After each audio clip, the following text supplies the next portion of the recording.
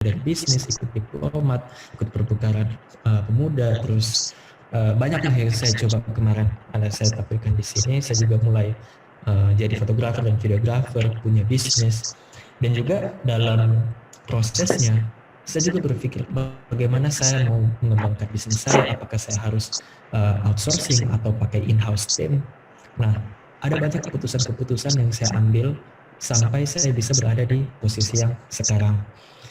Saya juga minta izin ke Bapak dan Ibu untuk saya di sini nggak menggurui, tapi saya lebih sharing pengalaman, dan juga sebentar saya juga mau tahu dong bagaimana Bapak dan Ibu mengambil keputusan selama berkarir atau sebagai personal. Mungkin ada peran misal di rumah sebagai Bapak, sebagai Ibu, akan banyak kan keputusan-keputusan yang kita ambil setiap harinya.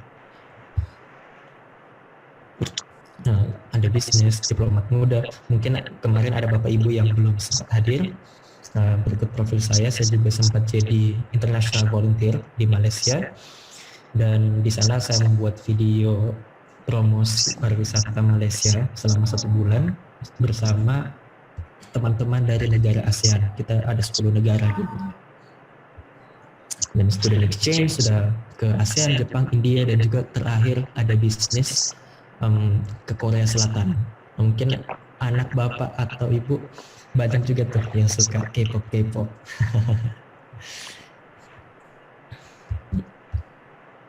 Nah, tadi setelah saya share cerita saya bagaimana saya switching lah dari apa yang saya ambil, kuliah saya jurusan teknik sipil, terus saya mengambil keputusan kalau saya mau berkarir di industri kreatif.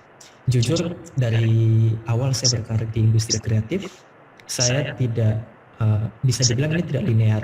Jadinya ilmu yang secara teknis yang saya dapatkan di teknik sipil itu terpakainya hanya sekitar 20-30%, seperti project management, budgeting, dan yang lain-lainnya. Tapi kalau dibilang teknikal, misalnya mau bahas keseimbangan bangunan, terus kekuatan angin segala macamnya, itu saya tidak gunakan di karir saya. Nah, saya mau tahu dong, Bapak Ibu di sini pernah nggak di posisi mengambil keputusan yang berat, tapi ternyata itu menjadi momen yang life changing? Boleh sharing dong 1 atau 2 dosen. Mungkin Bapak Ibu yang mau sharing bisa raise hand.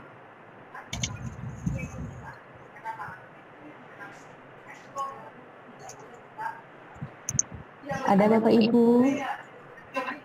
Oh, ada Ibu Dian Dwi Putri, Coach Agung. Oke, Ibu Dian.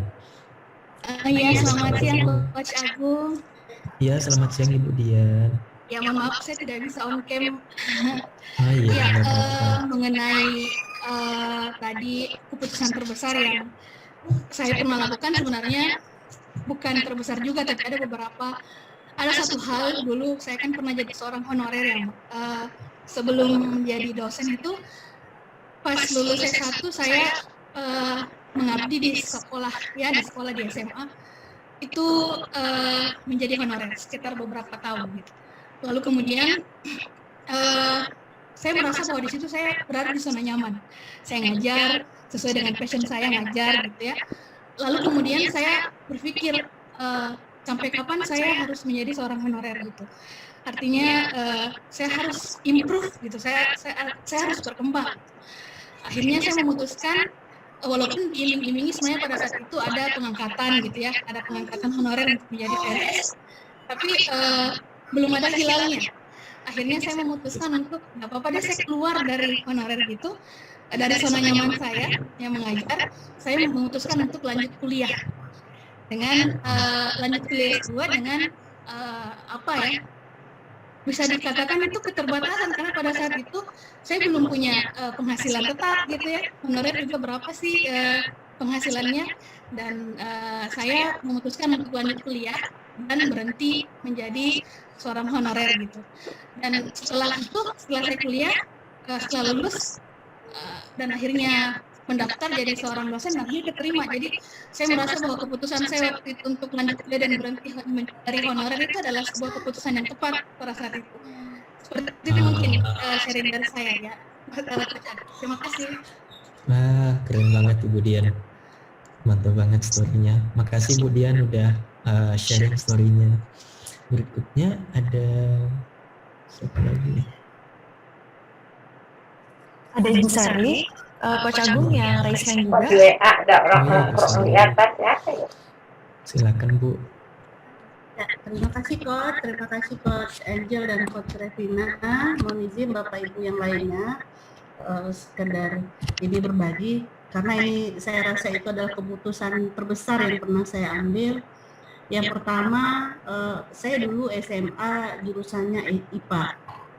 Kemudian rezeki berkata lain, waktu melanjutkan untuk ke perguruan tinggi, saya tidak rezeki saya tidak di jurusan yang ada hubungannya dengan IPA, tetapi di ilmu sosial.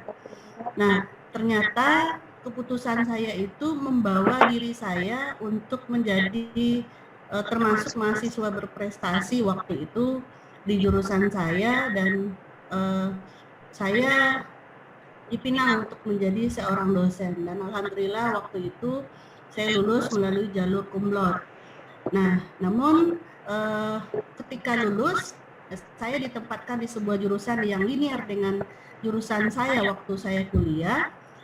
Namun ketika setahun mengajar, jurusan saya itu yang sempat saya lulus itu harus dipecah dosennya dan dipindahkan ke beberapa prodi. Ditanyakan ke kami apakah mau pindah, namun tidak di jurusan yang sama, malahan jauh berbeda dengan jurusan saya. Mungkin seperti Coach Agung tadi ya, dari teknik sipil larinya ke fotografer. Kalau saya juga sepertinya melenceng juga demikian gitu. Dari jurusan pendidikan Pancasila dan Kewarganegaraan, saya ditempatkan di jurusan pendidikan guru, pendidikan anak usia dini. Namun di situ saya belajar mengambil hikmahnya bahwa pasti ada rahasia Tuhan, tangan-tangan Tuhan yang belum saya ketahui gitu. Jadi keputusan saya untuk ikut pindah dan mengambil berbeda jalur itu ternyata membawa saya menjadi posisi yang lebih baik. Dan alhamdulillah saya dipercaya saat ini menjadi sekretaris penjamin mutu di fakultas saya. Dan itu saya rasa itu pencapaian yang terbesar dari keputusan yang tadinya yang besar juga yang saya ambil. Itu Coach, terima kasih. Assalamualaikum warahmatullahi wabarakatuh. Waalaikumsalam warahmatullahi wabarakatuh. Terima kasih Ibu sudah sharing ceritanya. Ini juga relate juga dengan ceritanya saya sebenarnya. Jadi awalnya juga saya sempat kerja kantoran, terus di situ bisa dibilang gajinya lumayan cukup, lebih dari cukup, tapi ada beberapa hal yang menjadi bahan pertimbangannya saya Bu. Nah jadi kalau sekarang prinsipnya saya kalau mencari kerja itu ada 3 pertimbangannya. Yang pertama gaji, yang kedua relasi, dan yang ketiga adalah kesempatan untuk belajar, self development-nya. Nah kalau misalnya di tempat yang saya mau lamar kerja itu menawarkan gaji yang oke, saya ambil, tapi saya perhatikan lagi nih, saya ada kesempatan untuk bertumbuh sebagai pribadi saya sendiri. Terus apakah saya bisa dapat networking yang bisa bermanfaat juga untuk saya ke depannya. Nah jadi saya juga sempat resign dari satu perusahaan dulunya karena di situ saya lihat saya cukup stagnan, walaupun di gajinya lumayan lebih dari cukup dari kebutuhan saya sewaktu di Palu, tetapi saya lihat di situ tidak ada kesempatan untuk berkembang secara personal. Jadinya saya rasa saya harus mengambil keputusan untuk bangun bisnis saya sendiri.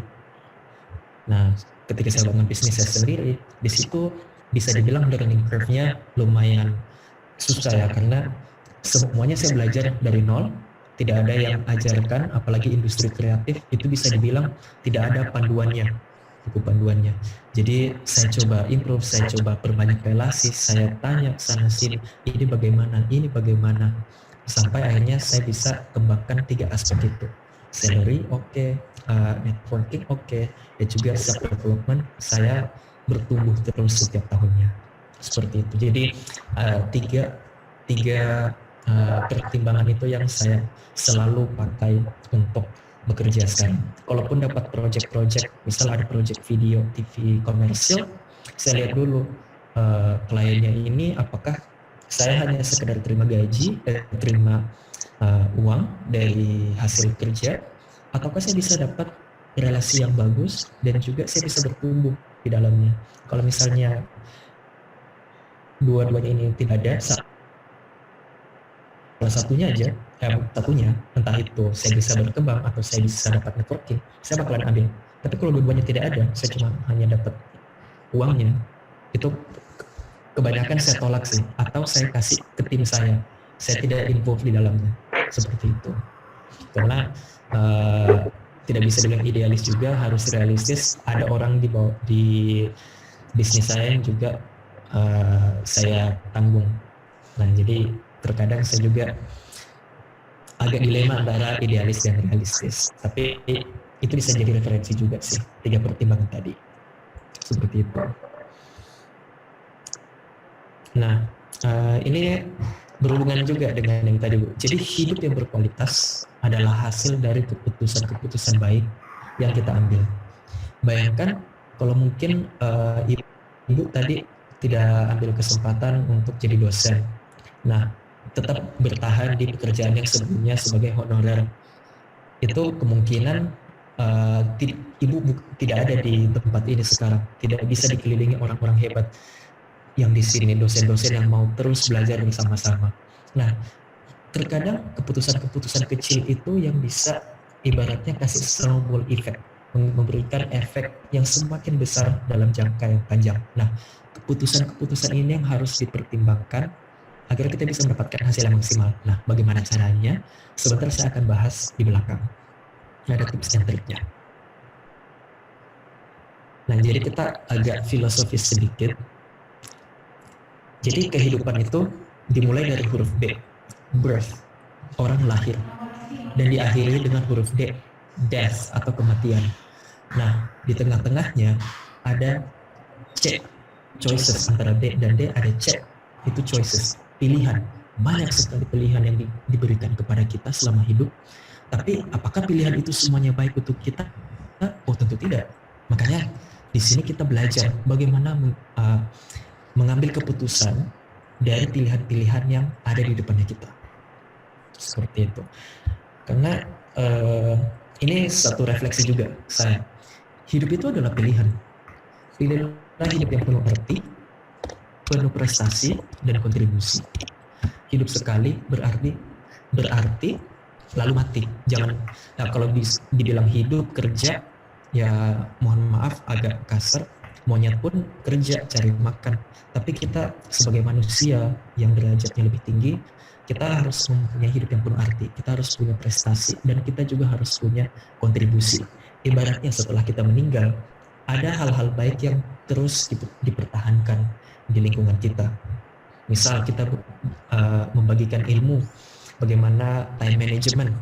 Nah, itu bisa terpakai ke orang-orang, walaupun misal saya sudah meninggal, tapi ilmu itu masih terus ada dan terus dikembangkan sama orang lain. Seperti itu. Ini jadi bahan refleksi saya pribadi, mungkin juga resonate sama Bapak Ibu, kita sama-sama belajar. Nah, terkadang saat kita mengambil keputusan itu salah. Kenapa? Karena ternyata kita belum paham dengan situasi yang ada di depannya kita. Misalnya,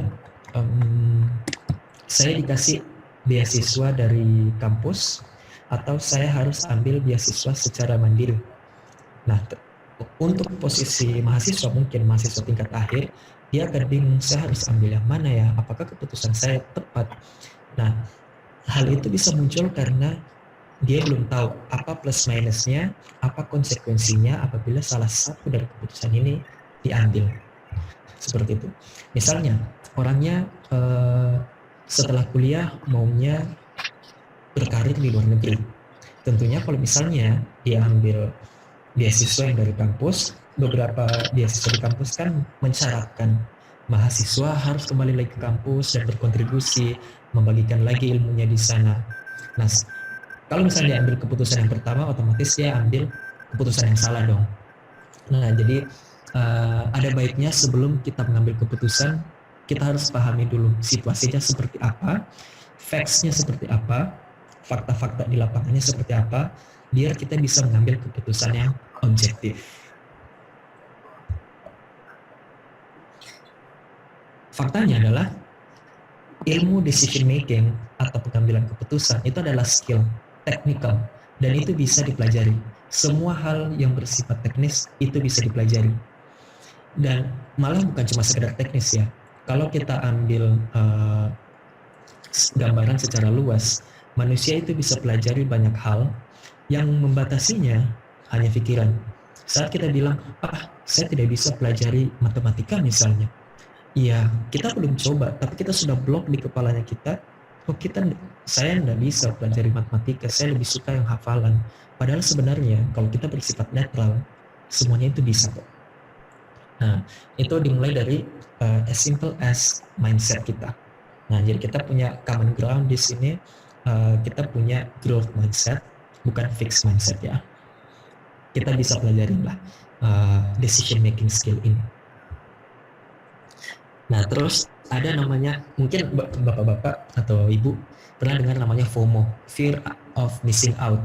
Misalnya ada tren K-pop, kemarin misal ada startup, ada apa lagi ya, Itaewon Class, kita tidak nonton. Ini sih relate-nya ke mahasiswa ibu dan bapak. Kalau mereka tidak nonton, mereka takut ketinggalan beritanya, mereka takut pas temannya ngobrolin tentang film itu dia nggak nyambung. Itu FOMO. Tapi ada juga fear of better option, FOBO. FOBO ini adalah ketakutan kita saat dihadapkan sama banyak pilihan. Terus ketika kita pilih satu pilihan, kita takutnya, takutnya pilihan yang kita pilih ini bukan pilihan terbaik, masih ada pilihan lain lagi yang di luar sana. Nah, ini adalah FOBO, fear of better options. Kita tidak percaya diri, karena kita tidak tahu dong fakta di dalam itu apa. Nah, makanya muncul itu FOBO.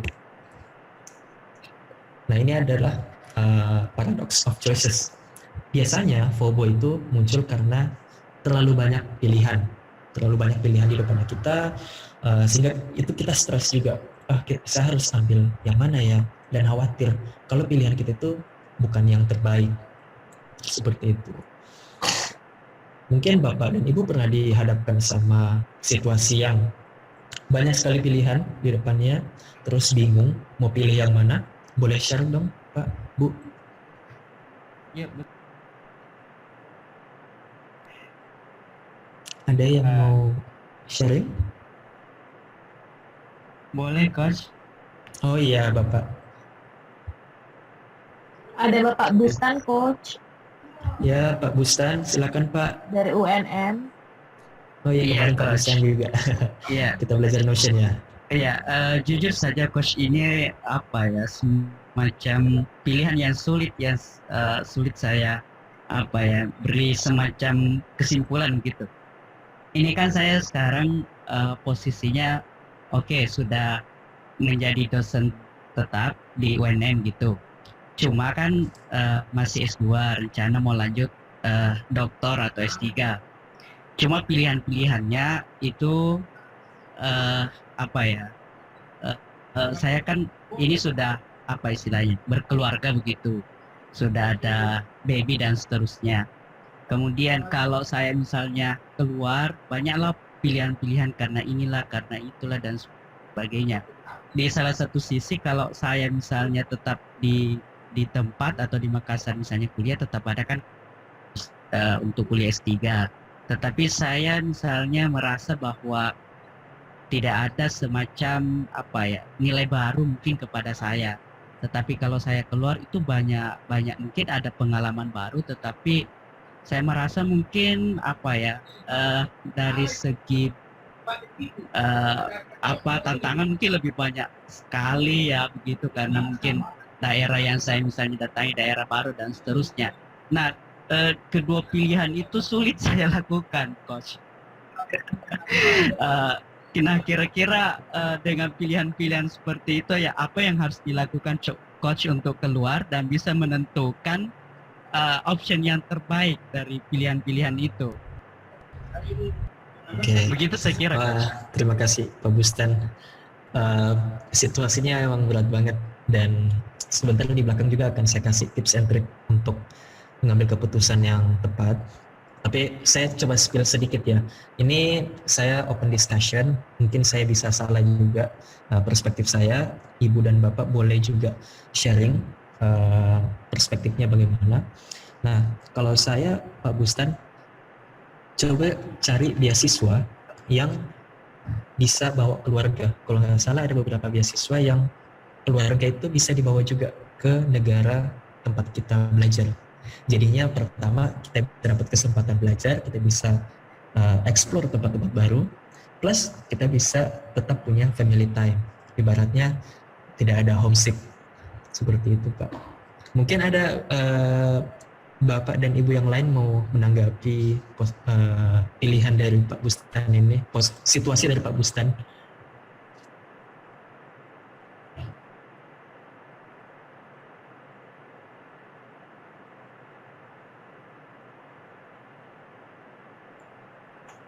Ada dari Bapak Ibu yang mau menanggapi?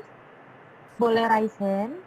Oh, ada Ibu Sherly Marlina, Coach Agung. Wah, Ibu Sherly, silakan Ibu, mungkin Ibu mau kasih masukan. Terima kasih Pak Agung, Coach Agung. Pak Ya nggak apa-apa. Ini pertanyaan dan berbagi cerita yang bagus dari apa tadi Coach Angel? Bapak Pak Bustan. Pak Bustan, Ibu. Ya, di sini sebenarnya saya sedikit berbagi pengalaman saja karena pernah mengalami di posisi Pak Bustan. Di sisi lain, saya nggak bisa meninggalkan keluarga, namun di sisi lain saya harus melanjutkan studi.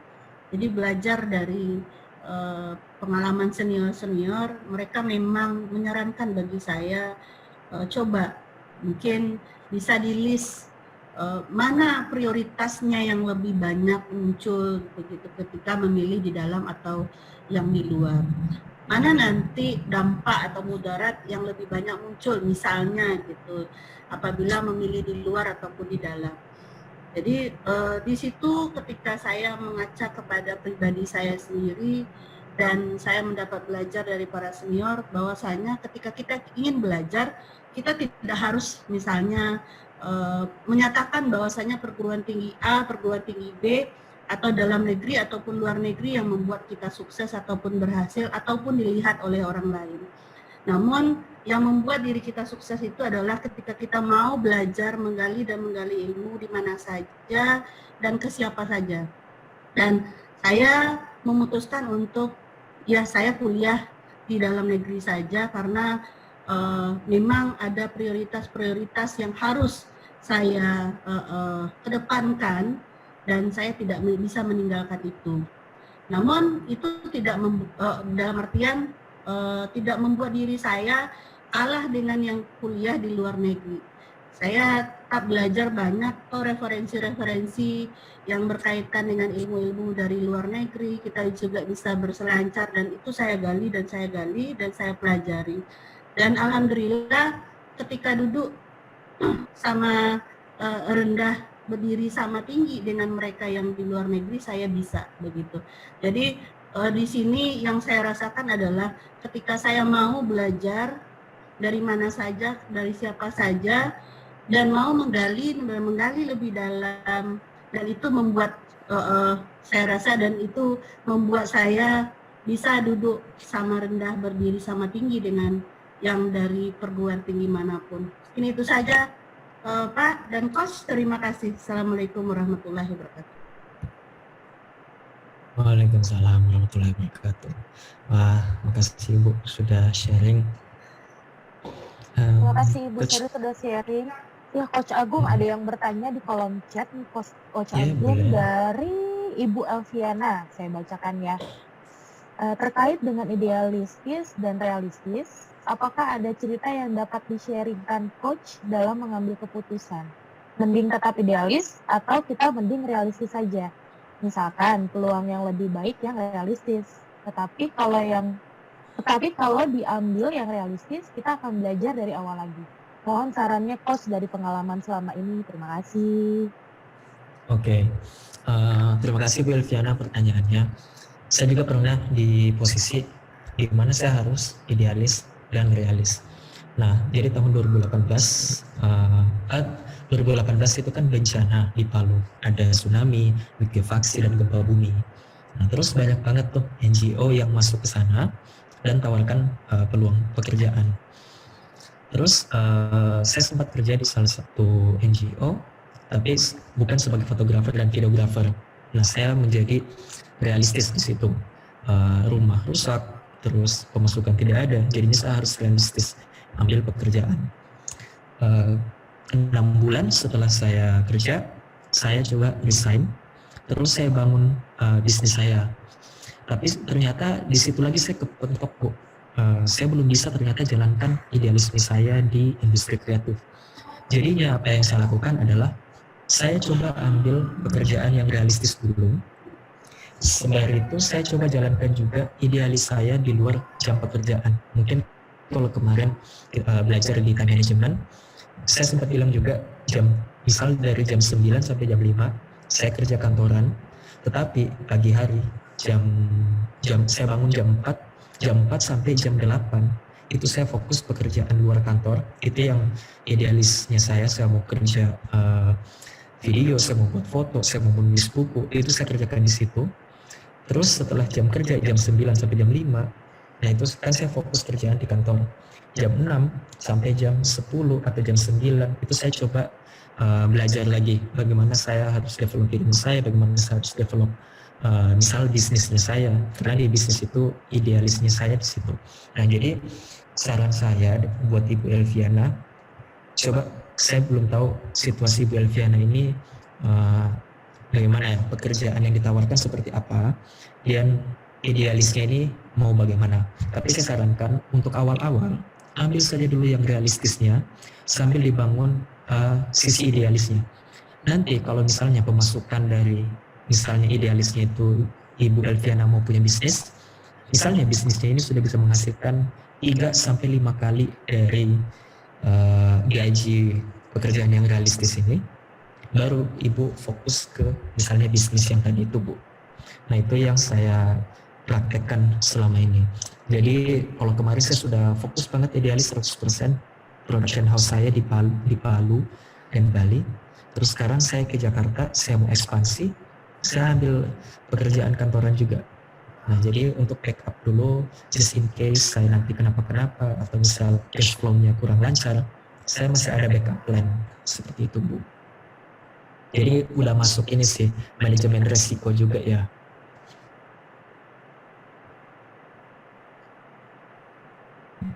Seperti itu, Ibu Elviana. Baik, terima kasih Coach.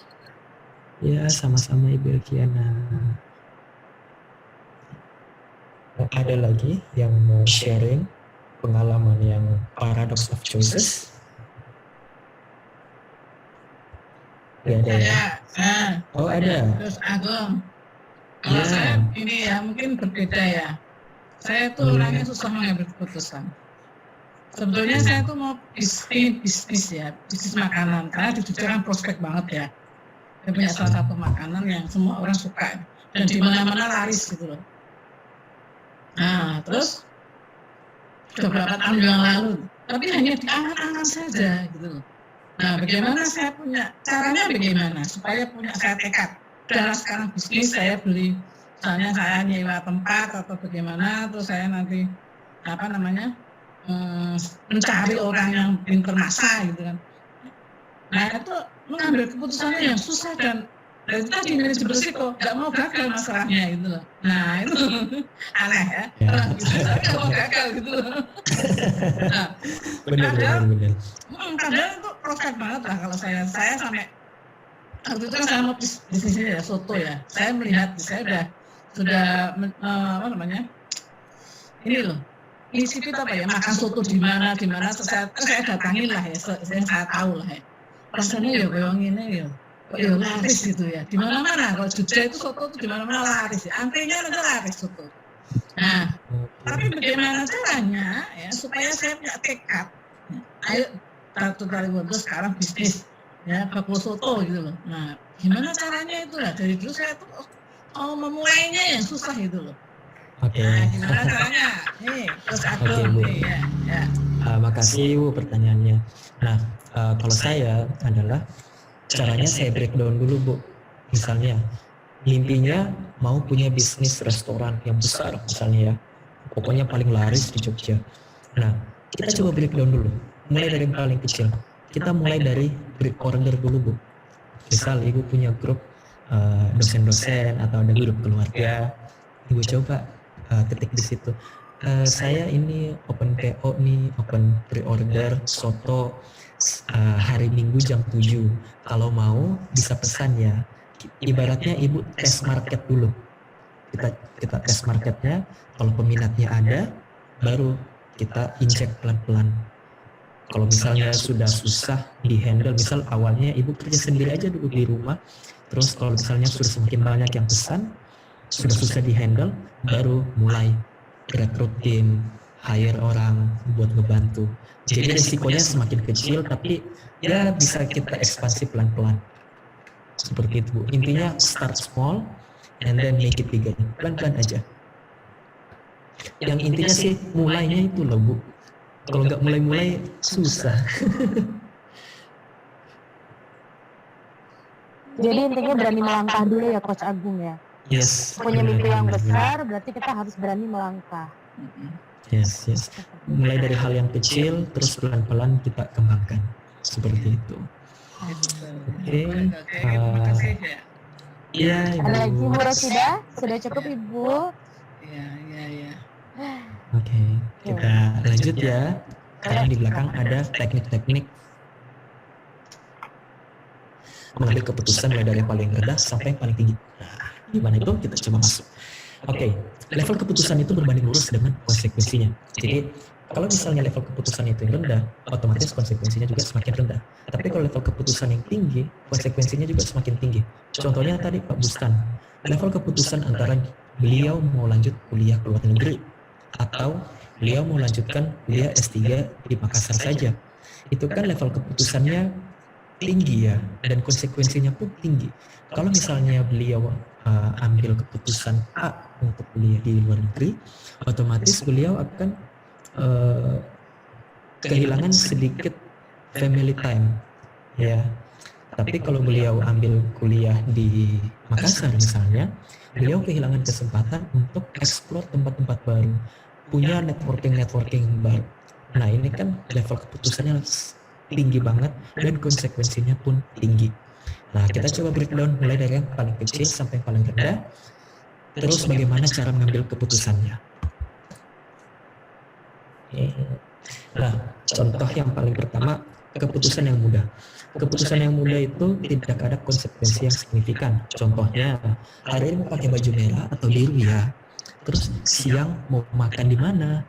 Terus malamnya mau nonton TV atau bermain dengan anak, bapak ibu yang sudah punya anak.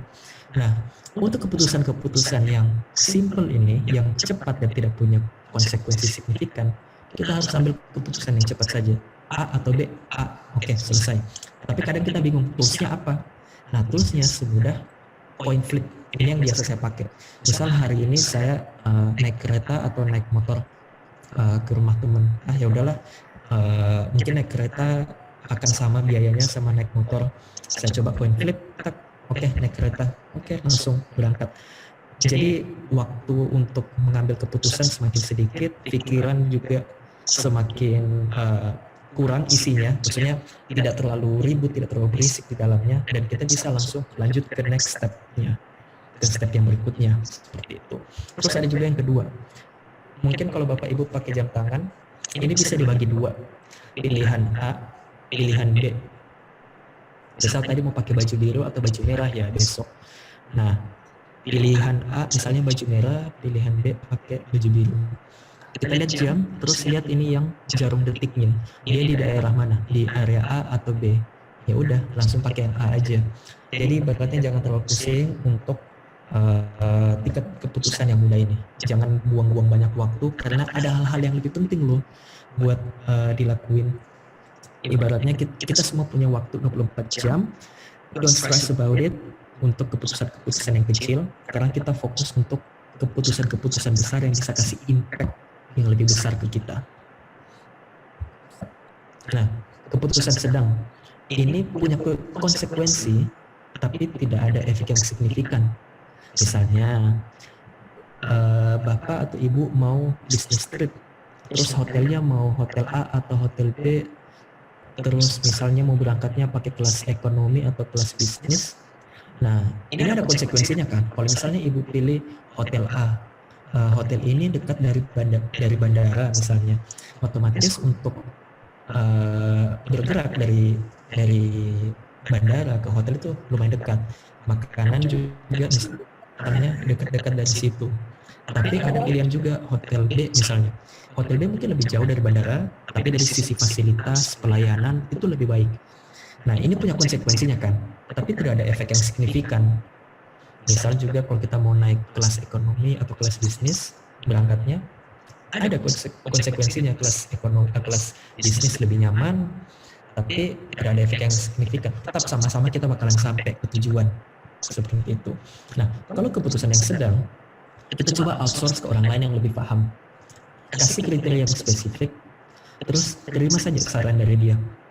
Oke, semudah misalnya di kantor saya mau business trip untuk rekaman. Nah, saya mau di sana nanti menginap di saya tidak peduli mau naik apa, yang penting saya sampai di lokasi misalnya tanggal 26 jam 7 malam paling lambat. Sudah itu aja. Nah, nanti ada teman saya yang bantu. Oh oke. Yang penting sampai, bisa naik pesawat ekonomi. Terus saya juga berangkatnya mungkin sore jam 5-an. Itu lumayan capek, saya butuh makan sedikit. Oke, dia cari juga pesawat yang sediakan makanan. Terus sudah, dia tinggal kasih ke saya. Ibaratnya keputusan-keputusan yang seperti ini yang belum berat banget, jangan terlalu stres dipikirkan. Ada cara-cara yang lain. Terus keputusan yang berat, ini implikasinya jangka panjang dan butuh waktu untuk menentukan pilihan. Saya ambil contoh tadi seperti Pak Bustan, efeknya bakalan panjang banget. Dan untuk mengambil keputusan A atau B, itu butuh waktu. Tidak bisa dihadapkan sama keputusan pilihan A atau B, besok sudah harus ambil A atau B-nya, harus diputuskan. Tidak bisa pasti Pak Bustan. Pak Bustan bakalan pikir jangka panjangnya. Bagaimana anak istri saya kalau misal saya kuliah di luar negeri, terus bagaimana kehidupan saya di sana, apakah untuk komunikasinya nanti susah karena akan berbeda time zone-nya kan. Nah, itu keputusan yang berat. Nah, kalau begitu yang paling gampang adalah tipsnya, kita coba kumpulkan fakta-faktanya. Pastikan kumpulkan data sebanyak-banyaknya dari pilihan-pilihan yang ada itu kan, biar kita tahu nih kalau misalnya saya ambil A, konsekuensinya apa, yang B konsekuensinya apa, kita bandingkan mana yang mendapat poin lebih besar, mana yang lebih menguntungkan, mana yang bisa mendapatkan hasil yang win-win, itu yang kita ambil. Nah, jadi kita di sini sudah mengambil keputusan bukan secara emosi lagi, tapi secara objektif. Kita lihat berdasarkan faktanya apa, kita ambil keputusannya berdasarkan fakta itu. Seperti itu. Sampai di sini ada pertanyaan kah, Pak, Bu? Ada satu pertanyaan nih, Coach. Boleh. Dari Ibu Dian Dwi Putri, ini terkait dengan biasanya wanita nih yang seperti ini. Oke, Coach, terkait dengan overthinking. Apakah overthinking itu berpengaruh positif atau malah negatif dalam proses pengambilan keputusan? Bagaimana, Coach? Overthinking boleh. Ya, Ibu Dian, makasih Bu ya pertanyaannya. Ini juga ini sering kita dapat lah ya. Kita itu overthinking bagus atau enggak ya? Terus itu positif atau negatif dalam pengambilan keputusan? Overthinking boleh, tapi jangan sampai toxic overthinking. Toxic overthinking maksudnya overthinking yang sampai bikin kita stres, tidak bisa makan, tidak bisa tidur.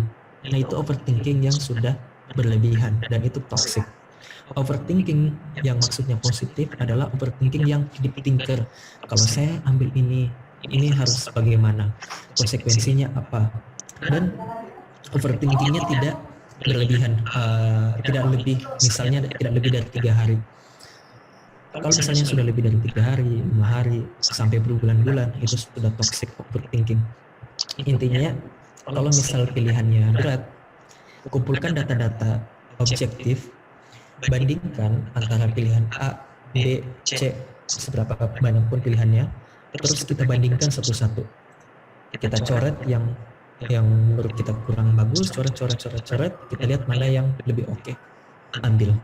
Jangan terlalu overthinking, karena tugas otak kita ini adalah untuk memproduksi ide, untuk menyelesaikan masalah. Jangan sampai otak kita mengkonsumsi pikiran-pikiran yang toksik, yang bikin kita tidak tidur, tidak bisa makan, jadi kita juga tidak bisa kerja secara maksimal. Seperti itu, Bu. Saya boleh menambahkan sedikit, Coach? Boleh dong. Mungkin kalau dari saya seperti ini. Ketika kita mau mengambil keputusan nih Bapak Ibu, jauh lebih baik kalau kita mengambil keputusan dalam keadaan tenang. Seperti itu. Ketika kita mengambil keputusan dalam keadaan overthinking, itu biasanya konsekuensi yang nanti akan kita dapat tuh jauh lebih berat biasanya. Jadi kalau misalkan memang Bapak Ibu lagi harus memutuskan sesuatu, Bapak Ibu boleh menenangkan diri. Buat yang beragama Muslim mungkin bisa sholat, untuk beragama Kristiani mungkin bisa berdoa, seperti itu. Kita masing-masing manusia biasanya punya cara tersendiri untuk bagaimana menenangkan diri, seperti itu. Kalau saya biasanya lebih mojok gitu, saya menenangkan diri, saya berdoa. Dari situ baru saya kasih jeda, baru saya akan mengambil keputusan seperti itu. Wah. Atau mungkin ada, ya, thank you. Mungkin ada Bapak Ibu dosen psikologi yang mau menanggapi atau mau sharing lagi, monggo. Bisa raise hand, atau Bapak Erik mungkin secara dosen psikologi mungkin mau menanggapi bagaimana dengan overthinking. Biasanya nih para kaum ibu-ibu, para kaum wanita termasuk saya nih overthinking juga. Coach Angel. Iya, Coach Dona. Coach Angel, di sini ada pertanyaan dari Bapak Eka, mau bertanya sejauh mana gender berpengaruh dalam pengambilan keputusan, katanya. Apakah ada tips khusus terkait hal tersebut? Terima kasih.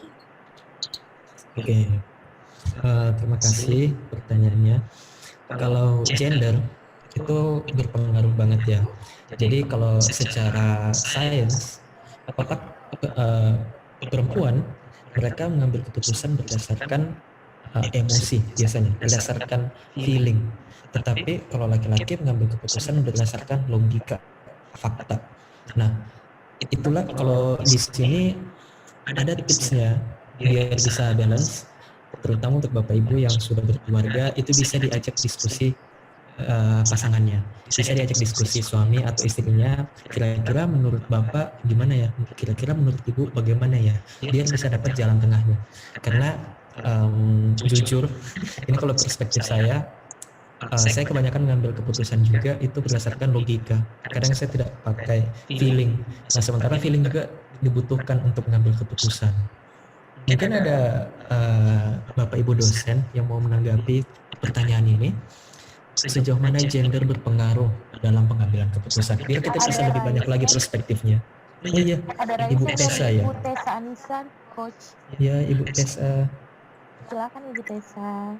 Ini saya coba hidupkan kamera ya, lagi mencoba. Boleh, silakan Iya, Ibu. Ibu, boleh. Mudah-mudahan saya nggak kacau ya bentukannya. Habis ngajar saya ini. Semangat, Bu. Baik, terima kasih atas kesempatannya. Saya menanggapi masalah gender tadi dan pengambilan keputusan. Menurut saya pengaruhnya di sini tergantung kepada manusianya tanpa memandang gender, seperti itu. Saya boleh tahu penelitian mana, mungkin coach yang menyatakan bahwasannya perempuan lebih perasaan ketimbang laki-laki. Adakah ada data ilmiahnya? Silakan.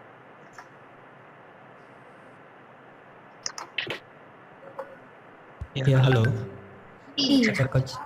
Ya, kalau data ilmiahnya yang di buku, kemarin saya lupa bukunya apa, tapi kemarin saya nonton di YouTube-nya School of Life di channel. Jadi bagaimana cara pengambilan keputusan antara laki-laki dan perempuan. Ternyata dalam otaknya pun itu agak berbeda bentukannya saat mereka berpikir untuk mengambil keputusan.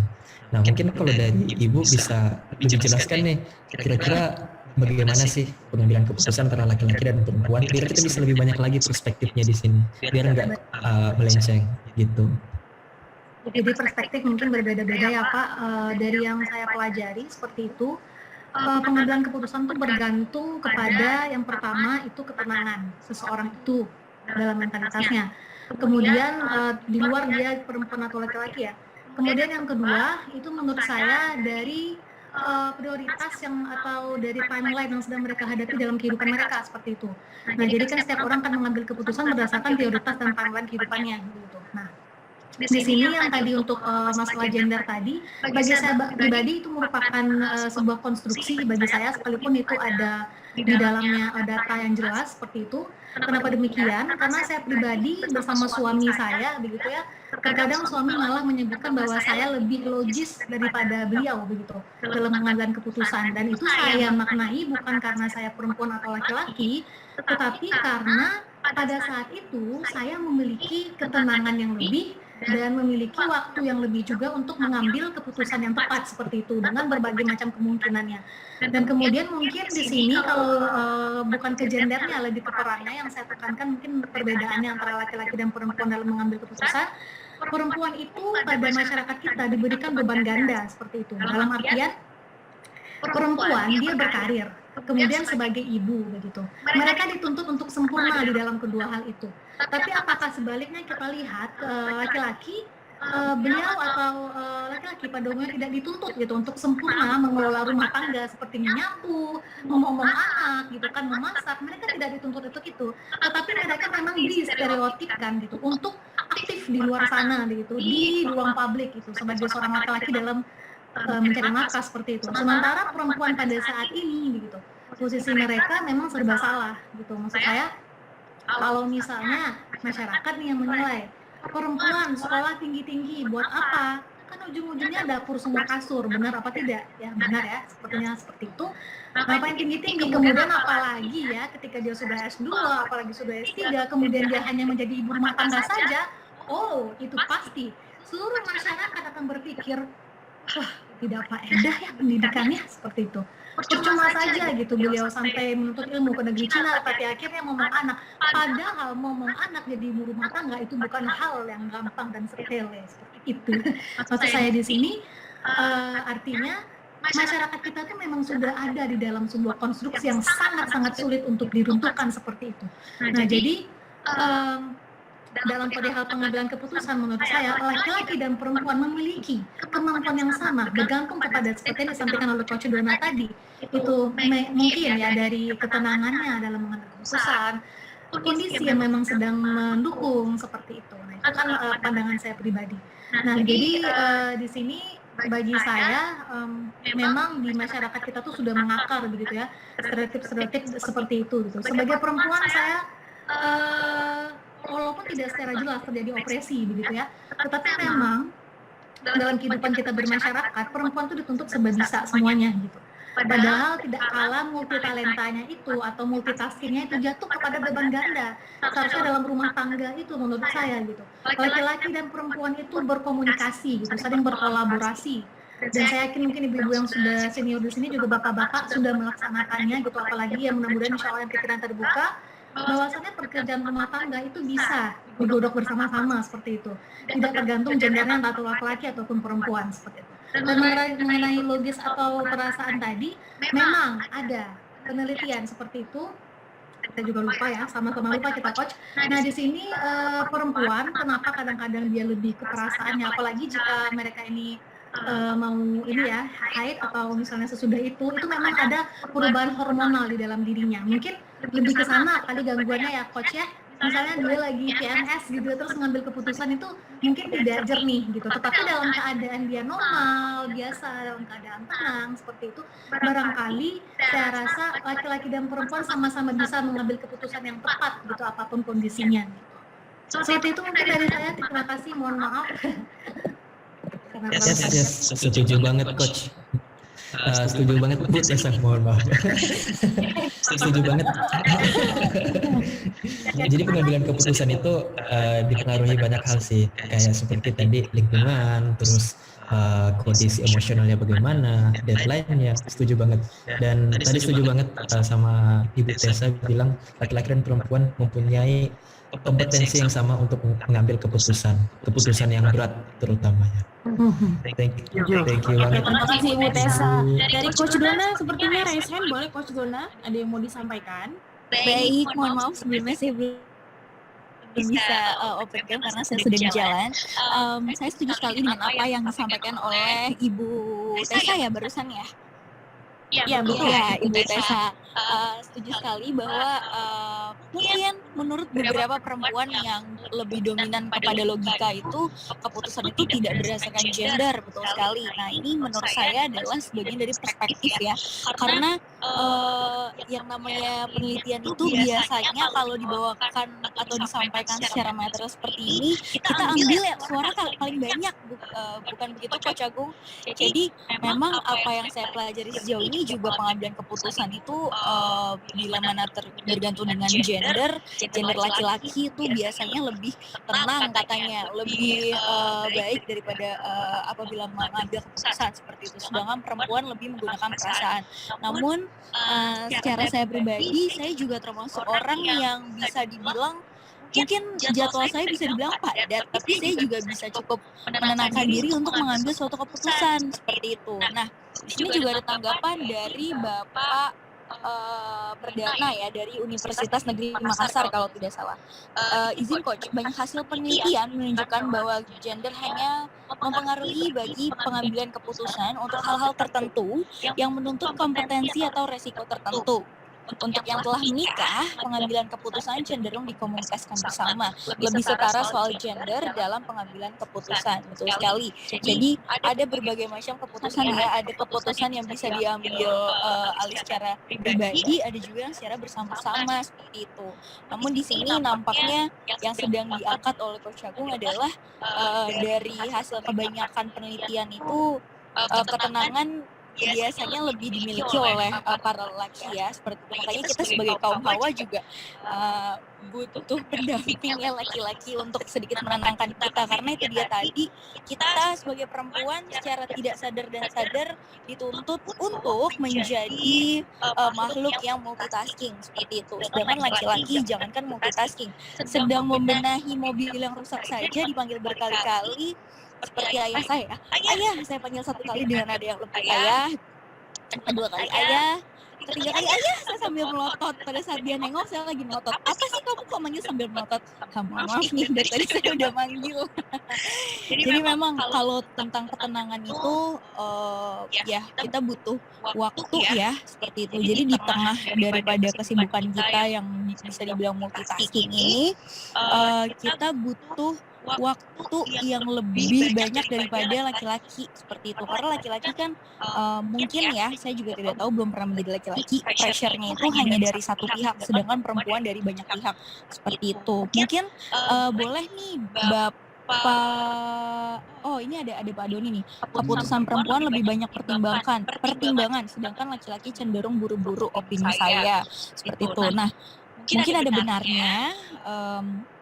Karena itu kita perlu saling mengimbangi, tapi saya butuh nih perspektif dari Bapak atau Ibu yang dosen psikolog, entah Bapak Erik atau mungkin Ibu Fitri Isom atau Bu Eva. Apakah ada di sana? Coach Angel atau Coach Revina, silakan dipilih. Terima kasih. Terima kasih Coach Dona untuk quotes-nya, untuk masukannya maksud saya. Boleh Bapak Erik atau Ibu Eva menanggapi terkait pertanyaannya? Apakah ada di sini?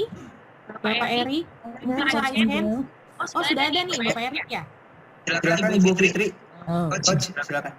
Oke, Ibu Fitri silakan, Ibu Fitri boleh. Ya, terima kasih Coach Angel atas kesempatannya. Coach Dona juga terima kasih. Selamat sore, Coach Agung dan Bapak Ibu semua. Terkait dengan pengambilan keputusan ini hal yang sangat menarik ya.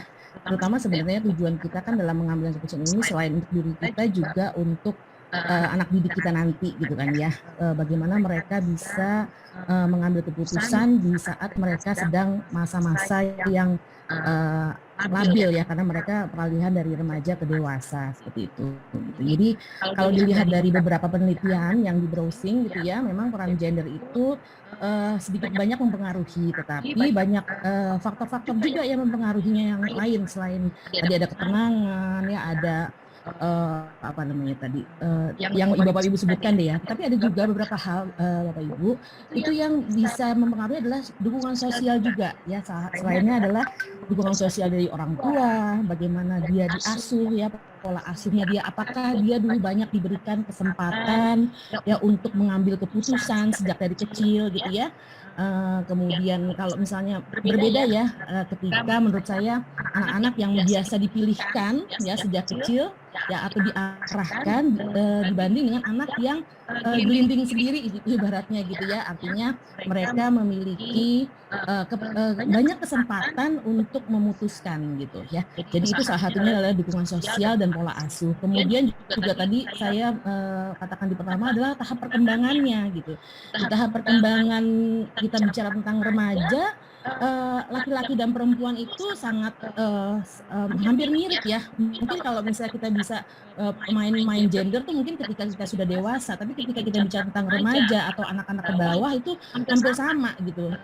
Laki-laki ada juga bapernya tuh ada gitu ya. Lihat aja anak-anak laki-laki ada juga kan yang tidak berpikir apa namanya lebih panjang dibanding perempuan. Malah mungkin perempuan malah banyak pertimbangan, artinya pertimbangannya bukan baper tapi lebih kepada konsekuensinya apa. Nanti saya harus menjaga nama baik keluarga dan sebagainya, atau menjaga nama baik saya sendiri dan sebagainya. Jadi ketika remaja mungkin umurnya masih sama ya, jadi ketika tahap perkembangannya masih sama, dan masuk itu ketika masa dewasa. Nah itulah di situ banyak lagi dukungan sosial di rekan sebaya ya Bapak Ibu ya.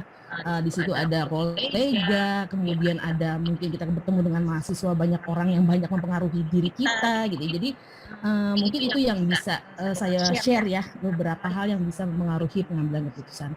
Terima kasih atas kesempatannya. Terima kasih Ibu Fitri Lestari. Mungkin abis ini ada Bapak Erik yang mau menanggapi. Cuma sebelum menanggapi saya mau bertanya satu pertanyaan aja singkat.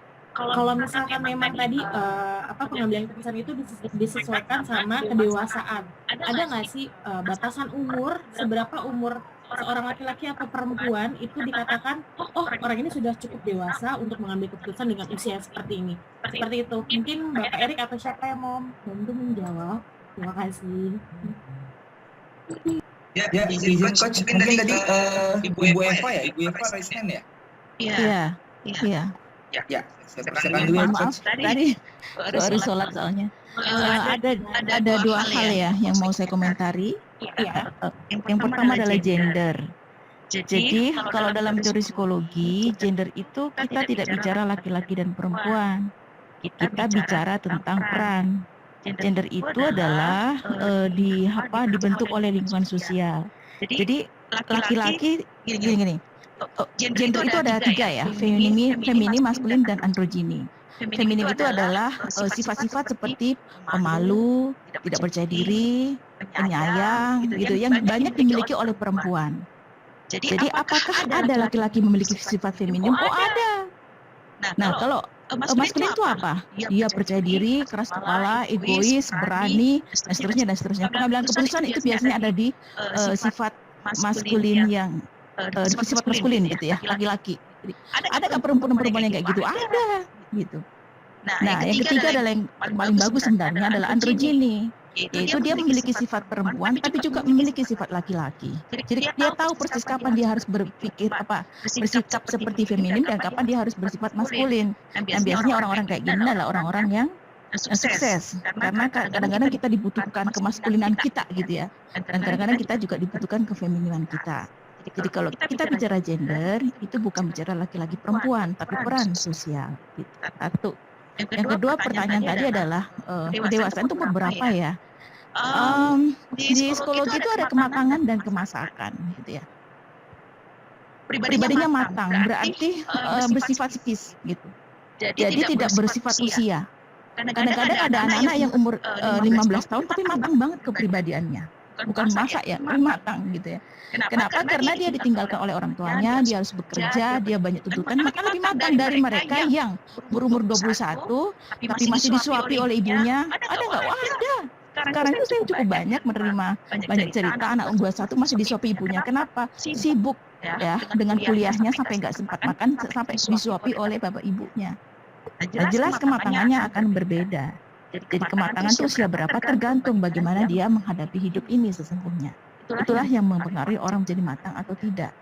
Begitu, Coach. Terima kasih Bu Eva, luar biasa sekali penjelasannya. Sampai saya jadi terbuka, pikiran saya semakin terbuka. Gender itu peran sosial ya, bukan laki-laki dan perempuan. Saya terbuka untuk sekarang. Oke, Bapak Erik mungkin ada mau menanggapi lagi. Bapak Erik, silakan. Ya, terima kasih Coach. Mohon izin, terima kasih juga waktu dan atas kesempatannya. Ini keren-keren banget ya. Ibu Fitri juga, Ibu Eva ini menarik gitu ya, bahwa ketika berbicara gender, sebetulnya di awal kadang-kadang kalau berbicara tentang gender agak sensitif juga gitu ya, meskipun kita sekarang paham bahwa gender itu bukan terkait gitu ya dengan laki-laki perempuan saja, tetapi lebih kepada peran-peran sosial, karena kita juga sama-sama paham bahwa kan kita beberapa aktivis atau perempuan itu kan ingin setara gender gitu ya, padahal secara faktanya gitu ya, pendekatan biopsikologi mungkin gitu ya, itu juga akan berbeda secara struktur gitu ya, secara struktur otak, pemikiran dan lain-lain. Makanya banyak banget kalau kita bahas, kita ulik gitu ya, kita ini inquiry lagi, banyak banget hal-hal yang mempengaruhinya gitu. Kalau dalam penelitian banyak nih akhirnya dimasukkan konteksnya, misalnya dalam konteks berwirausaha, dalam konteks pengajaran gitu. Tentu memang berbeda gitu ya, seperti apa cara dosen laki-laki mengajar, seperti apa ini peran ya tadi kalau misalnya enggak Jessica Amin ketika perannya, gimana peran dosen laki-laki mengajar, gimana peran dosen perempuan mengajar misalnya. Makanya tadi saya agak khawatir juga nih, karena isu-isu yang agak sensitif kita mudah-mudahan bisa menerimanya gitu. Tapi saya sepakat juga terkait tadi bahwa kematangan gitu ya seseorang akan berbeda terkait juga dengan pengambilan keputusan tentunya. Kemudian faktor-faktor lain, ketenangan, kemudian resiko gitu ya. Jadi kalau misalnya pengambilan keputusan yang tidak beresiko tinggi, ya kayaknya mudah aja gitu, nggak perlu berpikir yang terlalu panjang gitu. Dan terkait kematangan ini, betul tadi ada usia kronologis dan usia mental, bahwa usianya belum terlalu dewasa, usianya secara usia gitu kronologis, tapi mentalnya dia sudah matang, dia akan lebih siap untuk menghadapi setiap tantangan gitu ya, termasuk pengambilan keputusan. Makanya mungkin Bapak Ibu dosen senior di sini sudah sering sekali melihat nih, oh ini mahasiswa mandiri banget misalnya, oh ini mahasiswa agak manja sekali misalnya gitu. Nah ini juga tadi yang saya jelaskan, peran lingkungan, peran keluarga itu juga sangat menentukan seseorang ini mau atau bisa atau tidak dalam pengambilan keputusan sendiri. Mungkin ngerasa gampang nih Ibu Bapak semuanya, kalau misalnya Bapak Ibu menanyakan kepada peserta didik untuk misalnya mau ikut ke sini nggak misalnya, atau kita mau mengadakan outing gitu, mau ikut nggak? Orang yang dependensinya tinggi, mahasiswa, itu harus mikir tuh, saya harus tanya ibu, saya harus tanya bapak gitu. Bapak ibu saya mau ikut misalnya. Tapi kalau orang yang udah mandiri, yang sudah matang secara mental dan sosial ya, secara usia mental maupun kronologis, itu saya ikut. Ya. Jadi lebih mantap gitu. Ya mungkin itu saja, mudah-mudahan bermanfaat. Terima kasih kesempatannya.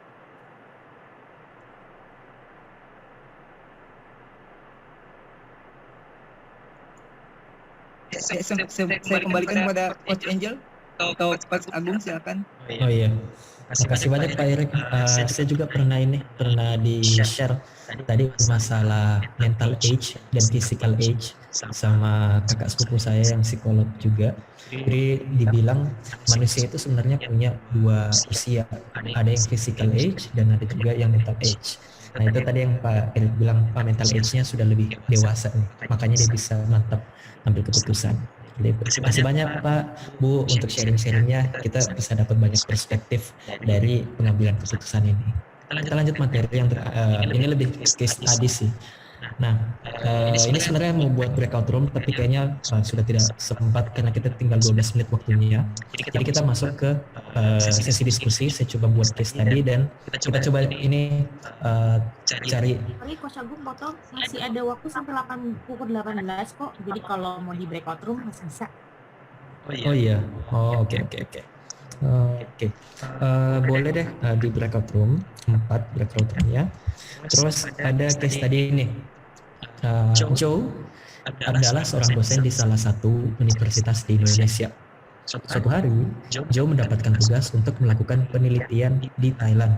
Ini bebas, dosennya bisa diambil dari beberapa perspektif, mungkin dosen psikologi, ada yang dosen teknik dan segala macamnya. Nah, pihak kampus menyediakan fasilitas transportasi, akomodasi, dan konsumsi selama di Thailand. Namun setelah berjalan beberapa waktu, ternyata budget riset yang disediakan itu berada di luar perkiraan dari pihak kampus. Dan ternyata dari kampus sudah tidak mampu menambahkan over budget tersebut karena terlalu besar. Kira-kira apa yang harus Joe lakukan? Itu Coach Angel.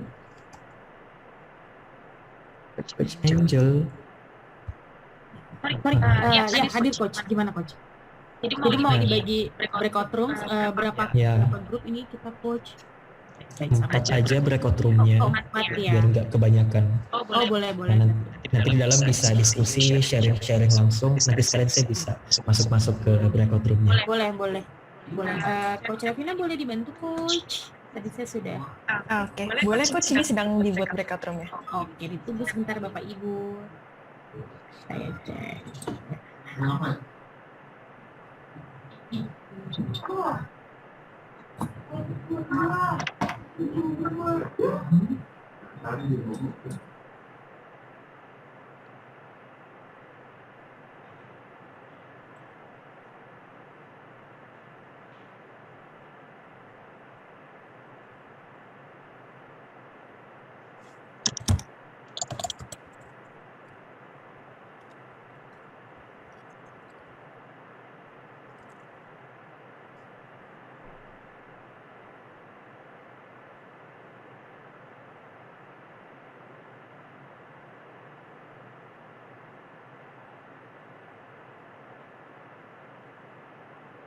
Oke, Coach Agung sudah dibuat breakout roomnya. Nanti kalau memang sudah bisa, nanti kita open semuanya. Oke deh, udah ini ya, udah dibagi ke breakout room ya semua. Sudah Coach. Oke. Ini kayaknya mereka udah tangkep sih tadi ini. Jadi mereka disuruh kerja diskusi. Ini berarti menunggu sampai Bapak dan Ibunya masuk ke room ya. Berarti ini sudah dibagi Bapak dan Ibu. Jadi nanti kalau sudah menerima undangan untuk masuk ke breakout room bisa langsung di-accept. Terima kasih.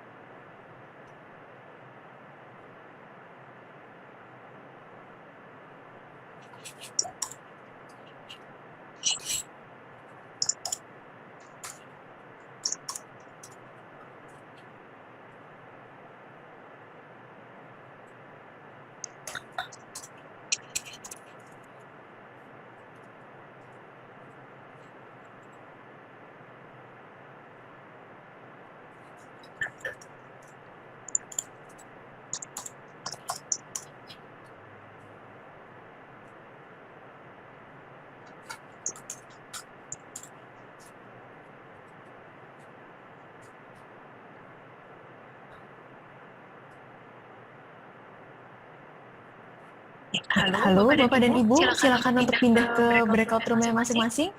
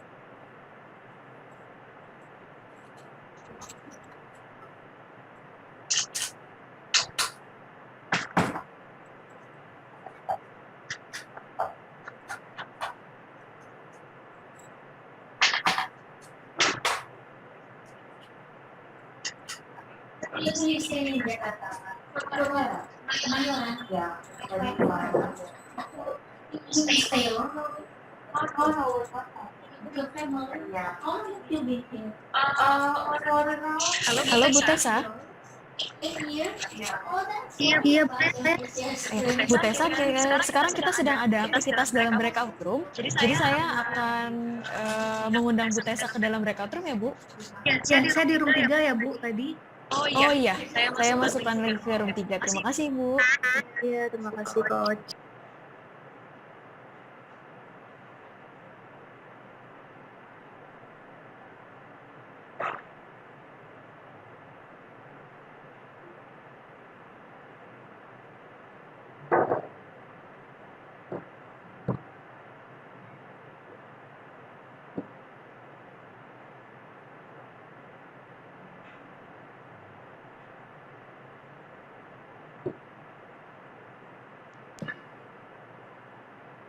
Ini masih di room 2 ya, Coach ya.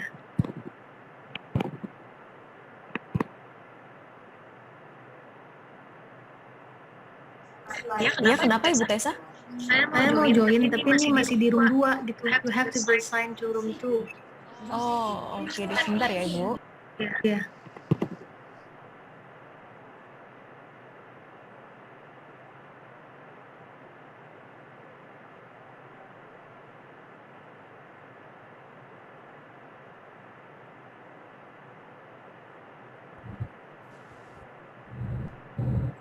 Halo Bapak Ibu. Halo, Coach Revina, Bapak Ibunya sudah mulai diskusinya kah atau? Oke, kalau ini itu main room. Coach Agung. Oh iya. Iya, jadi ya ini mungkin Bapak Ibunya sedang away, jadinya belum bisa masuk ke dalam ruangan. Jadi nanti tolong diarahkan aja untuk yang di breakout room ya, Coach Agung. Oke deh. Aku juga kirim ke Coach Angel. Oh, oke deh. Terima kasih. Aku cuma bisa masuk ke room 1 nih, Coach. Gimana Oh ya? Masuk ke room 2, ke Oke, room lainnya. aku move ya, Coach ya. Boleh. Oke, aku move ke room 2. Oke, 1, 2, 3.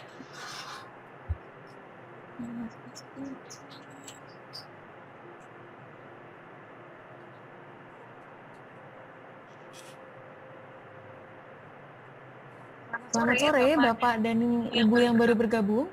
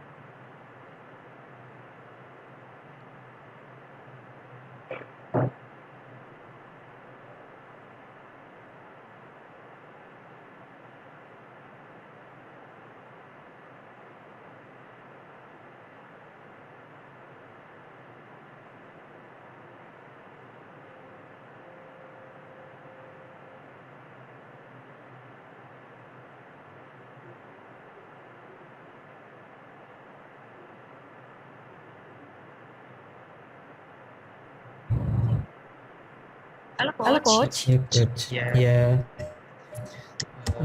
mereka udah lanjut diskusi, terus di room yang ketiga lagi. Ini mau ku invite ke room 3 coach. Iya, Oke. room 3. Oh ya coach, ini waktunya akan berapa lama ya? Sampai 17 lewat berapa ya? Mau lewat 10 aja kali ya. Boleh 7 Terus lewat diundang 10? lagi. Iya, Iya, atau lewat soalnya kan 15? mereka ini ya boleh deh. Jadi mereka kan kayak discuss cari solusinya gimana nih jauhnya. Oh, oke deh kalau gitu. Oke deh. Boleh di-invite ke room 3. Room 3 ya, oke. Dan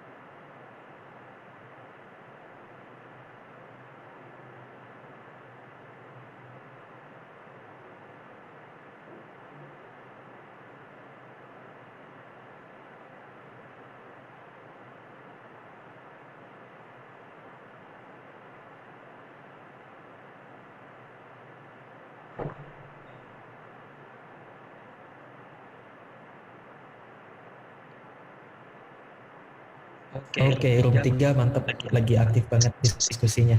Ke room 4 lagi coach. oke. Maaf ya agak ngerepotin. Enggak apa-apa, ntar bisa bilang aja coach kalau mau pindah kemana-mana. Nanti aku Oke deh. bantuin. Siap, Oke, siap. room 4, 1, 2, 3.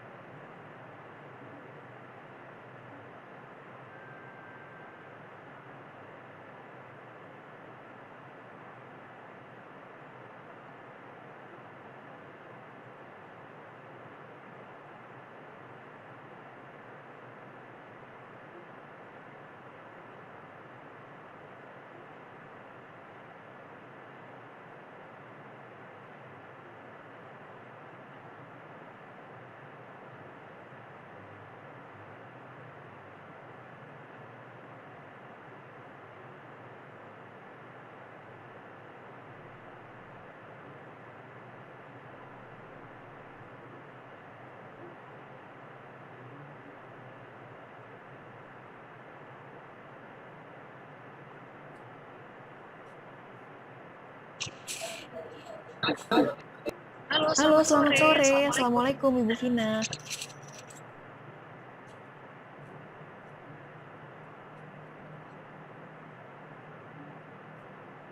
Halo, selamat sore Ibu Vina.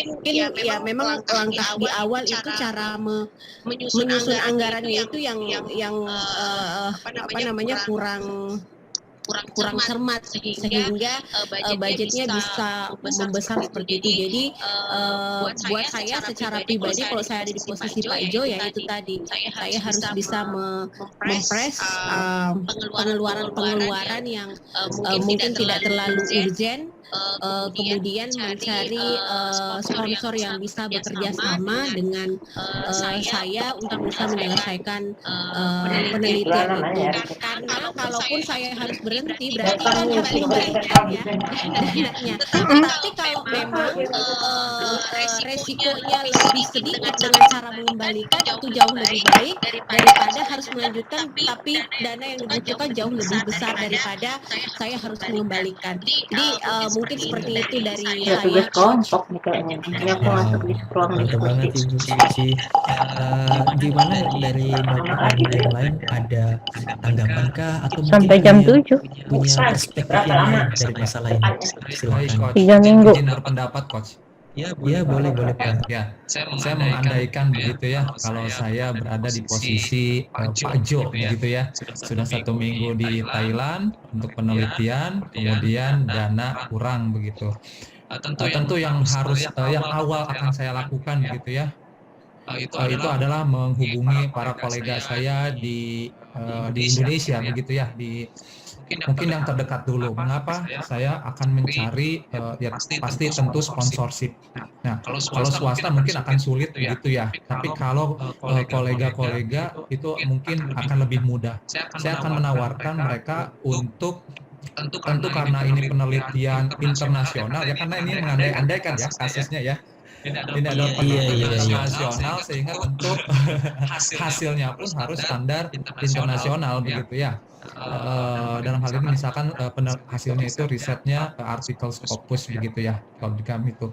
Nah, jadi ya saya akan tawarkan ke mereka untuk hasilnya tentang misalkan yang punya persamaan apa ya namanya interest terhadap topik yang sama begitu ya, atau silakan mau nanti kita sponsori saya begitu ya, mungkin tidak satu orang tapi beberapa, karena kalau memang dananya kurang banyak saya akan banyakkan lagi cari rekan-rekan begitu yang bisa membantu, dan saya akan tawarkan bahwa beliau akan menjadi penulis kedua atau ketiga begitu dalam artikel nanti hasilnya begitu. Jadi berkolaborasi dengan kolega-kolega yang ada di Indonesia begitu. Terima kasih. Mantap Pak Sigit. Jadi ibaratnya batasannya cuma di kitanya saya sebenarnya ya. Padahal banyak sekali jalan-jalan di luar yang lain. Bisa aja kolaborasi. Terus Ibu juga tadi Bu Suci bilang, ya udahlah gak apa-apa pakai biaya sendiri, sikat aja. Karena bakalan ya worth it lah, tapi tetap dipertimbangkan. Karena kalau saya harus mengembalikan itu luar biasa ya, tidak bisa dibayangkan 1 minggu di Thailand dengan akomodasi, transportasi yang segalanya itu. Lebih baik saya cari jalan tikus lah ketimbang saya harus kembali lagi. Terima kasih banyak Pak Sigit. Ibu Bapak yang lain ada tanggapan atau mungkin ada perspektif yang lain dari posisinya Jo yang sekarang?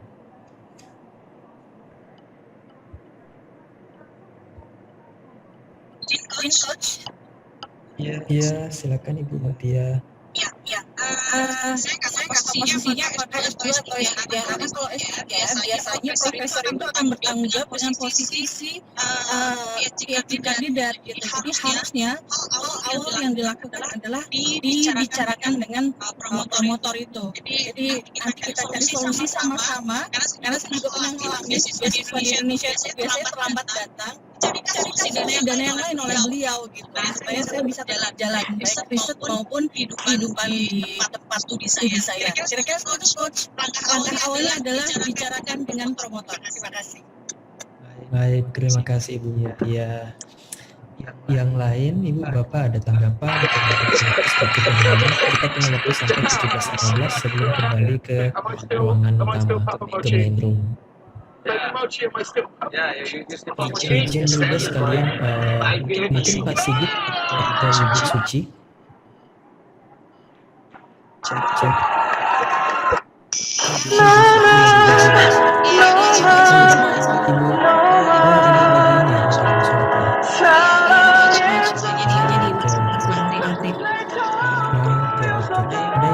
Indonesia Barat di sini.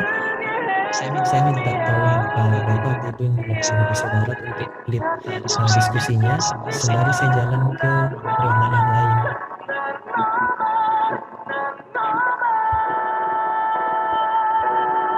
Kayaknya di sini waktu Indonesia Timur semua ya.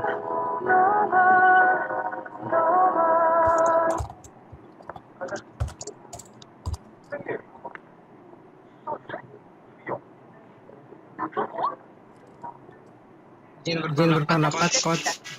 Ya, silakan Pak Doni. Ini kalau bagi saya penelitian di luar negeri itu adalah suatu kesempatan yang langka. Tidak setiap orang bisa dapat. Nah, jadi seandainya itu terjadi dalam diri saya, walaupun misalkan setelah saya berada di Thailand ternyata begitu gitu ya, universitas saya tidak bisa menambah. Nah, saya akan melanjutkan saja penelitian tersebut ya dengan paksa menggunakan dana pribadi seperti itu. Nah, biasanya penelitian di luar negeri itu banyak hasilnya. Jadi hasil-hasil yang banyak itu bisa saya simpan. Pada saat saya pulang kembali, saya lanjutkan, saya bisa menghasilkan sesuatu di sini untuk mengganti biaya-biaya yang sudah saya habiskan di Thailand. Seperti itu mungkin bisa bagi saya. Karena ini pengalaman yang langka terjadi.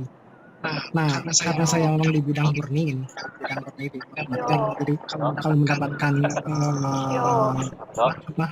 sponsor bagi saya agak susah gitu. Kalau bagi saya agak susah gitu kan.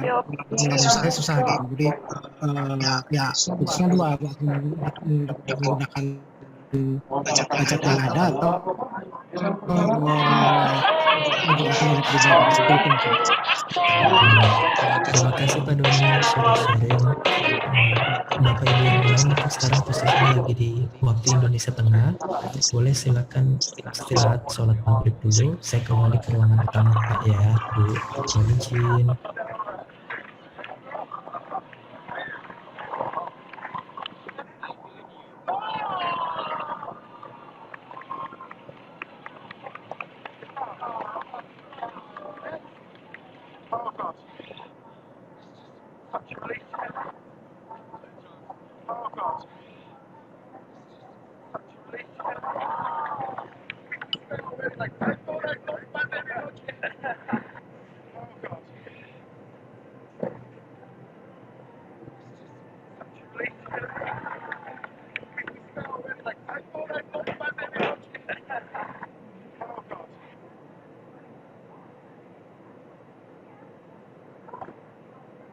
Gue mau minta tolong sama ibu bikinin kebaya kurang. Ya udah nanti lo sampai. 언니, 진짜 도대체 어디 있는 걸까요? 언니, 진짜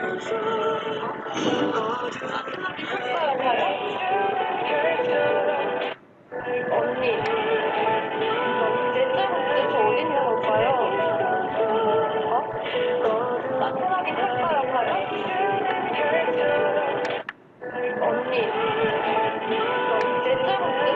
Yuk, apa? Nih, ibu serahkan. Enggak ah.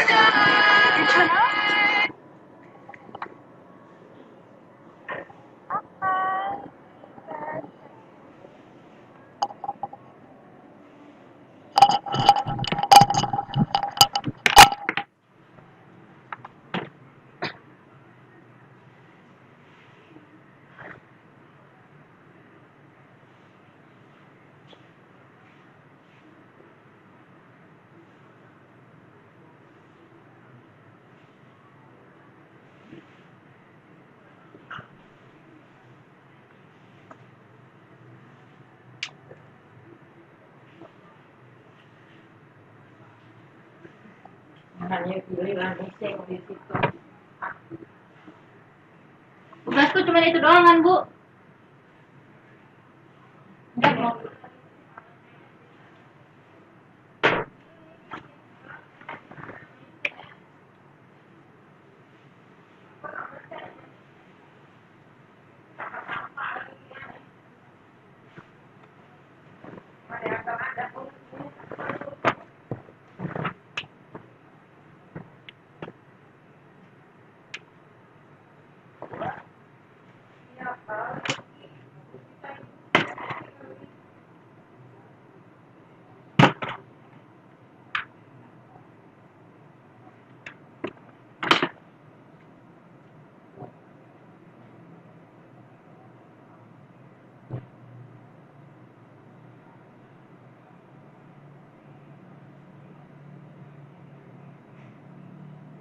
Kembali Oke, semuanya Bapak Ibu udah ada kembali ke sini.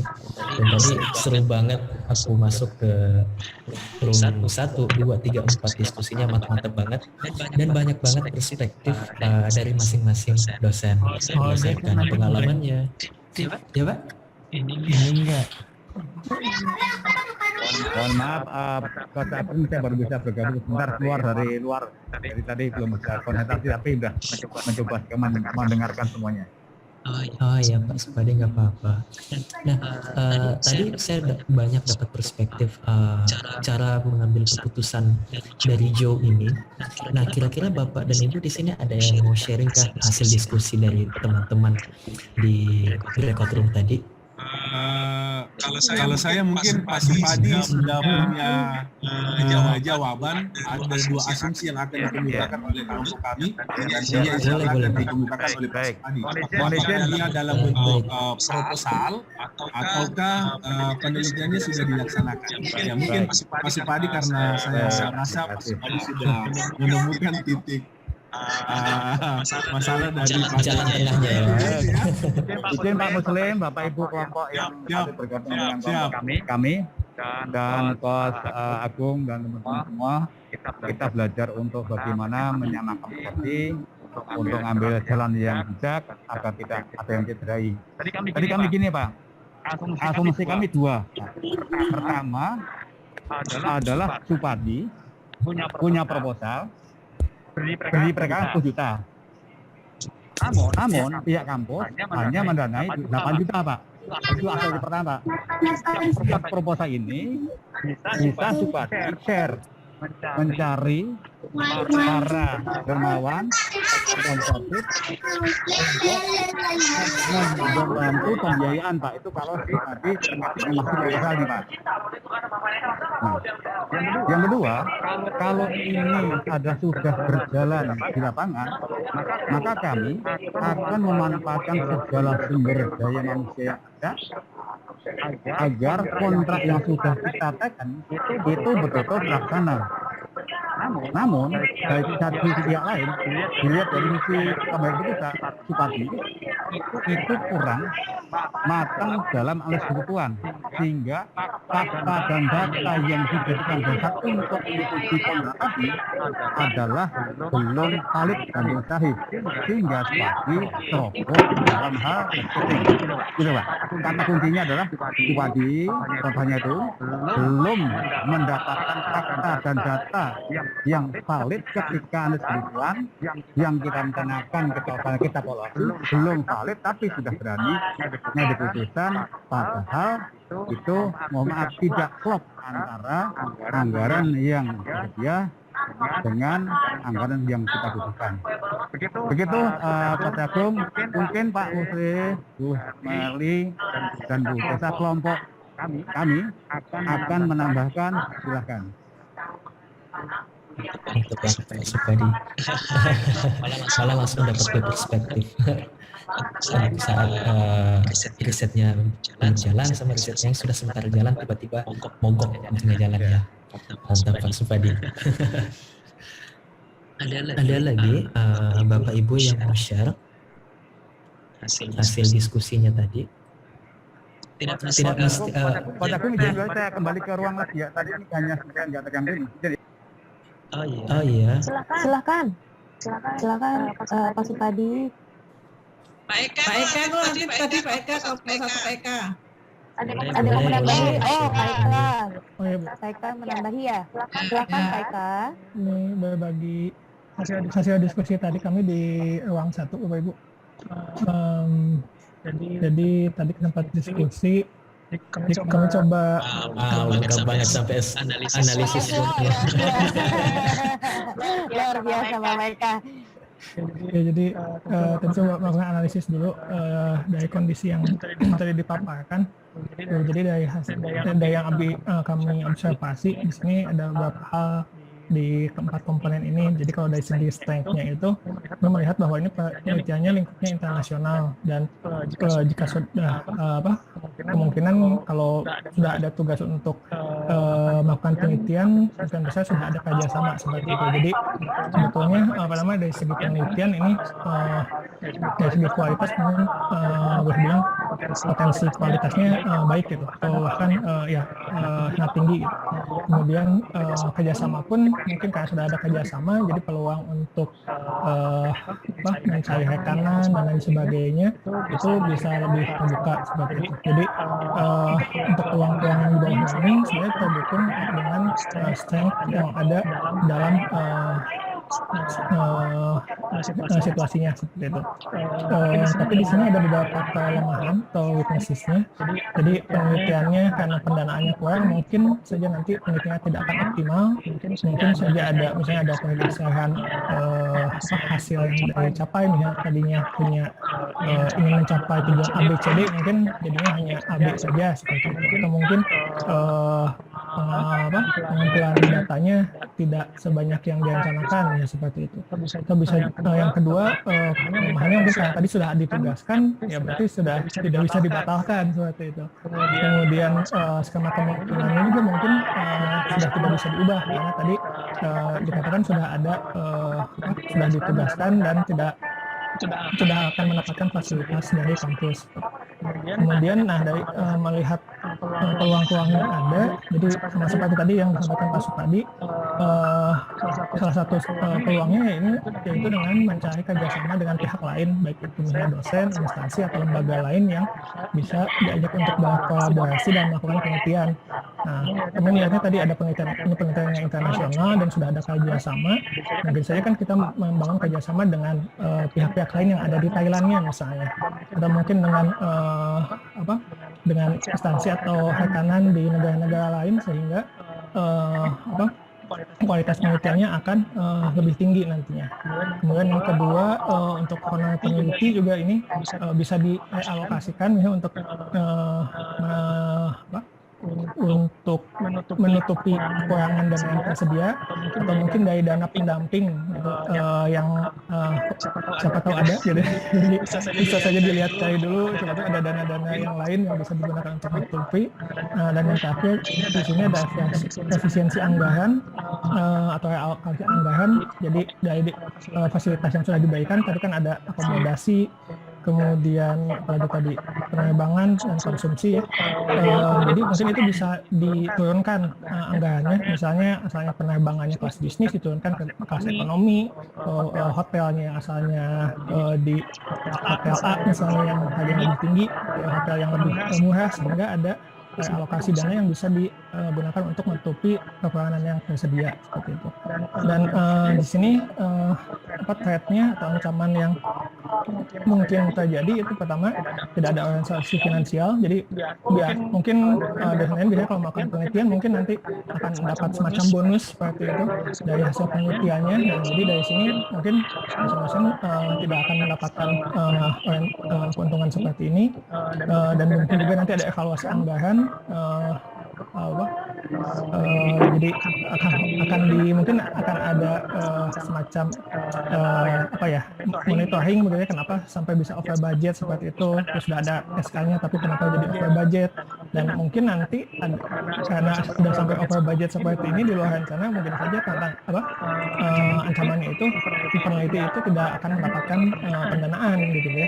Jadi ini otomatis penelitian ini harus tetap berjalan. Jadi keputusannya penelitiannya harus tetap berjalan dengan segala kekurangan yang ada, karena jangan sampai si ancaman-ancaman ini terjadi. Jadi jangan sampai peneliti tidak dinilai tidak qualified lagi dalam melakukan penelitian, misalnya tidak pandai dalam merencanakan anggaran dan sebagainya. Jadi harus tetap direncanakan. Solusi lainnya yaitu tetap dilakukan penelitian ya tadi dengan mencari peluang kerjasama, mengefisienkan anggaran, dan yang terakhir ini peneliti ya harus ikhlas dengan konsekuensinya gitu ya. Jadi mau dapat bonus ataupun tidak ya itu harus diikhlaskan seperti itu. Mungkin itu dulu sedikit hasil diskusi kami di ulang 1. Terima kasih. Komplit banget, kritis banget. Malah inisiatif langsung ini ya, analisa SWOT ya, keren banget. Ini mantap banget. Kita lanjut ke kelompok berikutnya. Ada yang mau sharing lagi Bapak Ibu? Boleh izin dari kelompok 2. Ya boleh Ibu Fitri. Tadi luar biasa ya, room 1 sampai bikin analisa SWOT nih. Kalau kita analisa awang-awang. ya jadi tidak dituliskan, mohon maaf ya. Jadi analisa juga kami kayaknya tadi lebih kepada pendekatan realistis gitu. Jadi beberapa teman tadi katakan bahwa ketika memang seperti itu kondisinya, realistisnya adalah kita harus mencari kerja sambilan gitu ya untuk menutup budget yang kurang gitu ya. Kemudian bisa juga mungkin karena tadi juga pikirannya adalah kita tinggal di sana seperti kayak S3 di luar gitu kan, karena kalau S3 di luar apapun kita lakukan gitu ya, selama itu halal gitu kita lakukan untuk menutup biaya sehari-hari gitu. Kemudian ada juga bisa mencari networking ya, tadi juga sama disebutkan oleh kelompok 1, cari networking, cari kerjasama dengan pihak lain, dan juga mungkin meminimalisir rebudgetingnya, itu meminimalisir dana penelitiannya. Jadi penelitiannya misalnya seperti apa mungkin bisa diminimalisir gitu dalam melakukan penelitiannya. Seperti itu Coach Agung, mohon maaf kalau belum sempurna. Terima kasih. Bukan masalah sempurnanya sih, tapi di sini yang saya lihat bagaimana Bapak dan Ibu bekerja sama mencari solusi buat Pak Jo ini, dan ternyata semuanya proaktif banget, kritis banget. Saya suka banget. Malah saya belajar di sini. Betul nggak, Coach? Betul, Coach Agung, saya benar-benar belajar dari Bapak dan Ibu. Sumpah terima kasih banget untuk partisipasinya, luar biasa. Masih ada satu grup lagi. Ada satu grup lagi ya, di grup 3. Iya. Bener ya Coach ya. Dari grup 3 boleh mungkin siapa juru bicaranya? Tadi Pak Supadi grup 3 itu. Pak Supadi grup 3. Ya, Pak Erik, Pak Supadi grup 3 tadi. Oke. Berarti satu lagi grup 4 ya? Grup 4 ada ibu bapak mungkin yang mau berpendapat atau share dari case-nya Jo ini. Tidak mesti hasil diskusi kelompok sih, terkadang persepsi pribadi pun boleh. Dipersilakan ya Coach ya, jadi memang open discussion. Yes, kita open discussion. Ada dari Bapak Ibu mungkin boleh raise hand supaya kami bisa pin. Tidak ada salah, tidak ada yang benar. Kita sama-sama belajar di sini ya. Jadi semakin kaya perspektif kita bisa mengambil keputusan yang objektif. Setuju sekali sama Coach Agung. Adakah yang raise hand? Mungkin di sana ini. Ada. Boleh. Dari Ibu Mutia ya? Ibu Mutia. Oke, mungkin sedikit merangkum dari apa yang disampaikan teman-teman. Kalau misalkan over budget itu mungkin terjadi karena kan namanya di luar negeri bisa jadi terjadi perubahan kurs gitu ya. Jadi bisa jadi over budget. Jadi kalau misalkan dia S3, biasanya masalah sedikit apapun itu harus dibicarakan kepada supervisor gitu, dicari solusinya bersama. Termasuk kemungkinan mungkin saja kita diperbolehkan untuk bekerja di luar, karena untuk mencari funding lain kita harus lihat prosa di awal. Kalau memang sudah dibiayai oleh negara atau sumber dana yang lain, kita tidak boleh double funding, setahu saya seperti itu. Jadi dicari solusi yang lebih berisiko. Itu saja, terima kasih. Ini lagi aku buat, Bu. Daftar hadirnya. Kita dapat banyak banget perspektif. Daftar hadir. Bagaimana menyelesaikan masalahnya Pak Jo. Sini Bu.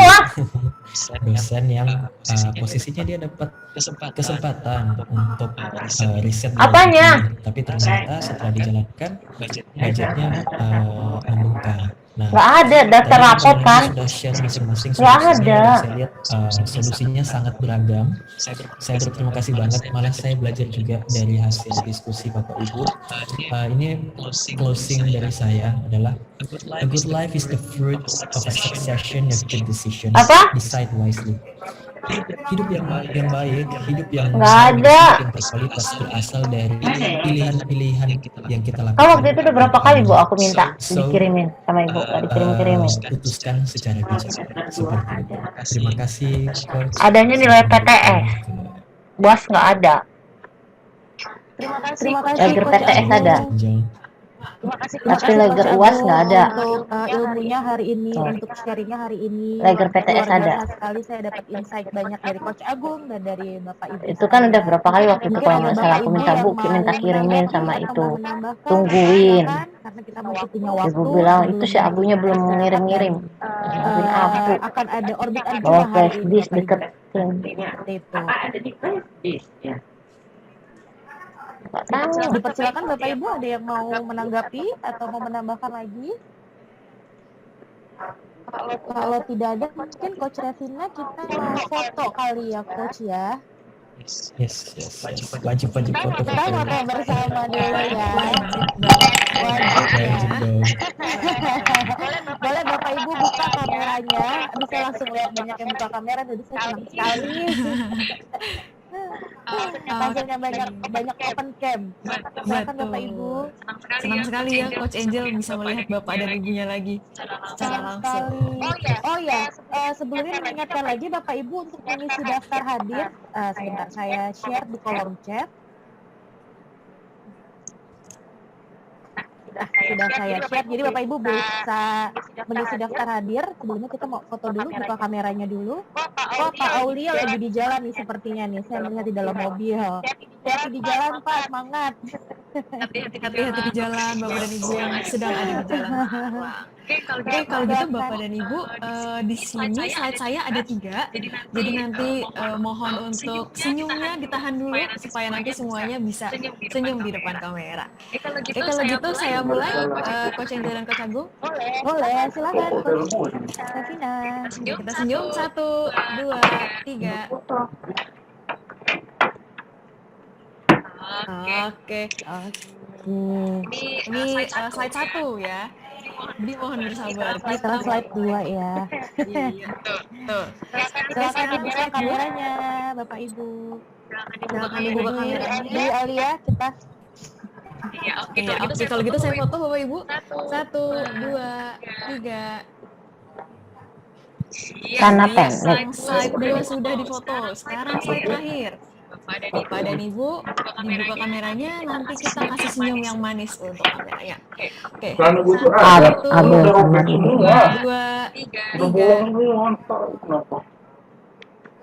Terima kasih sudah Coach. Terima kasih Bapak Ibu. Pak Supadi langsung buka masker loh pas foto. Sekarang kembali digunakan lagi maskernya. Terima kasih ya semuanya. Salam sehat dan sukses dan bertahan. Iya, terima kasih Pak Supadi. Oke, jadi Coach Agung, materinya sudah selesai ya Coach Agung ya? Ya, sudah. Terima kasih sekali Coach Agung untuk waktunya, untuk sharingnya. Sekali lagi saya ucapkan terima kasih untuk Bapak dan Ibu sekalian. Bapak dan Ibu, kita sepertinya sudah selesai untuk materi hari ini. Tetapi nanti kita akan istirahat dulu. Istirahat sampai 18.30 waktu Indonesia bagian Barat. Dan nanti Bapak Ibu diminta kembali, tapi tidak di ruangan ini. Jadi Bapak Ibu akan saya arahkan ke orbit Arjuna. Bapak Ibu bisa menonton yang kangen sama Coach Dona yang hari ini nggak hadir. Bisa melihat Coach Dona di situ. Hari ini kita ada Bapak Denny Raharjo yang akan jadi pembicara. Bagi Bapak Ibu yang mau bertanya, boleh japri atau di grup WhatsApp. Bertanya nanti Coach Dona yang akan menyampaikan ke Bapak Denny Raharjo. Jadi nanti 18.30 bisa kembali ke channel YouTube yang sudah kita share di WhatsApp group, atau nanti saya remind lagi di WhatsApp group untuk channel YouTube-nya seperti ya Bapak Ibu ya. Ada yang mau ditanyakan sampai sini Bapak Ibu? Jadi sebentar Coach enggak langsung ke ini saja, link YouTube itu saja. Enggak masuk di Zoom lagi.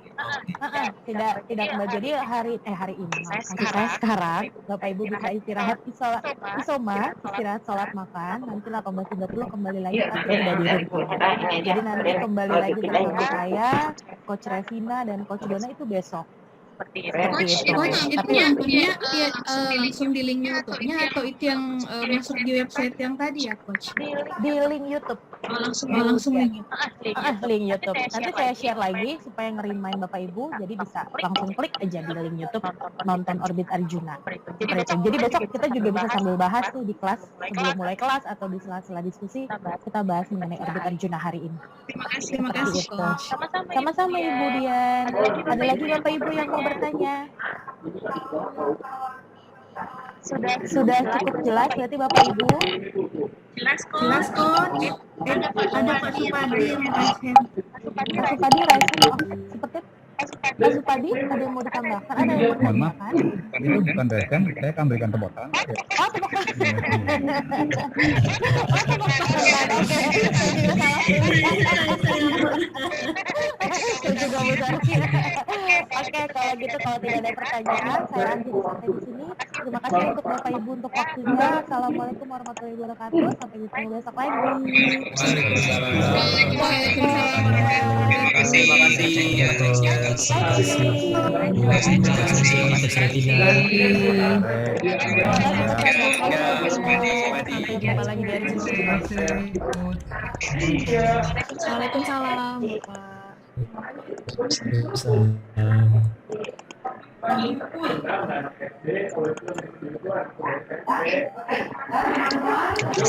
Terima kasih banyak ya, Coach. Ya sama-sama. Justru saya mau terima kasih banget bisa share malam belajar langsung loh. Saya langsung bisa. Saya juga belajar banyak dari Coach Agung, luar biasa sekali di umur yang masih muda. Nggak jauh beda sih sama saya sebenarnya. Beda tipis lah ya kita. Beda tipis. Coach Angel, Coach Revina, aku izin pamit ya. Silakan Coach Agung. Terima kasih. Assalamualaikum. Waalaikumsalam warahmatullahi wabarakatuh.